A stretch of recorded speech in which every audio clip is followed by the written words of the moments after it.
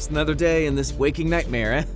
Haven't seen you around since the demo. We have lots of new bells and whistles for survivor inspection, base building, and, well, keeping people like me alive. Next! This place ain't exactly a well-oiled machine, but it doesn't really have to be. We just need to ID the infected and provide safe passage to healthy survivors. You can operate most of the base from that tablet, so keep it handy. Like I said, a lot has changed, so let's go over some of the highlights.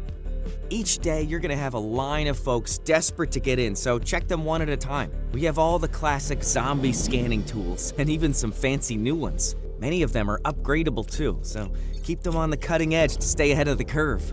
This here is the Madioscope to check for viral infection in the eyes.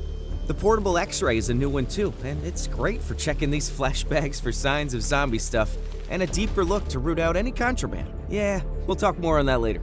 I also found this hammer for checking reflexes, but please be careful. It's a bit more nuanced than the other devices, and you can end up doing more harm than good if you're not careful. So, every survivor we save and every potential zombie you terminate gets us a little cash money from the bosses back at HQ. Each survivor we get on a convoy to safety means more funds for supplies, upgrades, and a pizza party on Fridays. Use that cash to expand the base, keep resources full, and make some upgrades to security, living quarters, power grids, and more. Speaking of upgrades, HQ really wants us to do some research on the front lines to see if they can find a cure. But I can't say I'm holding out much hope for a scientific breakthrough. You'll eventually have access to some upgrades like this fancy sterile lab to gather data on infection symptoms and mutations. Assign symptomatic survivors to the lab and do some science. And by do some science, I mean remove their organs against their will, run some tests, and make the lab equipment go brrr. Sheesh, he's not getting out busy. Believe it or not, the new zombie cage is even less pleasant. We can lock down these creepers inside the research center and snag some undead flesh samples. Great for scientific progress, but not so great for you because you're gonna need to feed them dead bodies from the old dead body pile. Ah, nuts. Looks like we got a zombie breach. Time to spin up the defense drones and let the ammunition fly. The base has some pretty solid defense systems, including upgradable drones armed to the teeth for defending the perimeter. But we still do get a stray infected that makes it through or drops in from the buildings above. In that case, we go with the old-fashioned way and hunt them down on foot.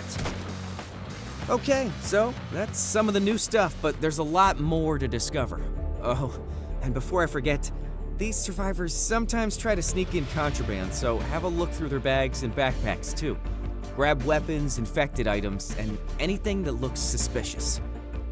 I can't believe I have to say this, but some of these clowns try to hide stuff up their ass. That's why I ordered the portable X-ray after we found some questionable stuff in even more questionable places. Boy, I hope I get reassigned soon. So yeah, lots of new stuff in the old quarantine zone. This line ain't getting any shorter, so let's keep this corpse conga line going, because the mess hall is serving chicken nuggets and I skipped lunch. Wish list now, whatever that means.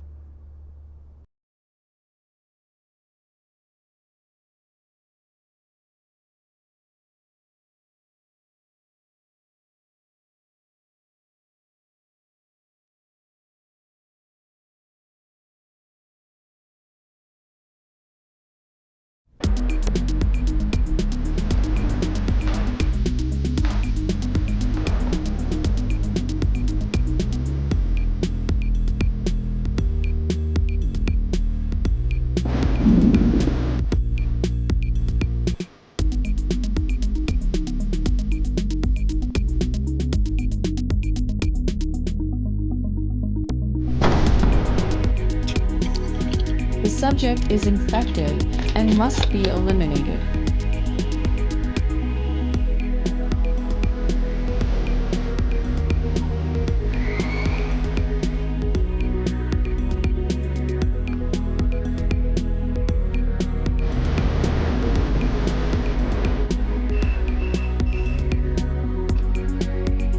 You're robbing me!